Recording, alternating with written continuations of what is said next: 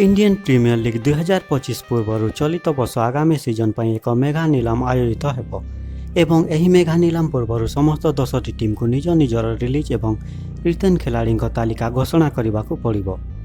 Social media रे दाबी करा जाउछि जे आईपीएल 2025 रे 6टी टीम अधिनायक बदलिबे।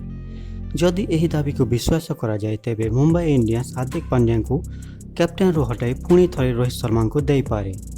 आरसीबी टीम मध्य विराट कोहली को निजर अधिनायक भाव में नियुक्त करिबो। आहुरी मध्य कहा जाउछि जे राजस्थान रो कमान जोश बटलर को एवं लखनऊ अधिनायक निकोलस पुरन को दियाजिबो। सेहीपरि भाव में गुजरात अधिनायक रशीद खान को एवं पंजाब अधिनायक नीतीश राणा को दियाजिबो। किंतु एपर्यंत यह बीसीसीआई पक्षर कौन खबर दि जाए नहीं।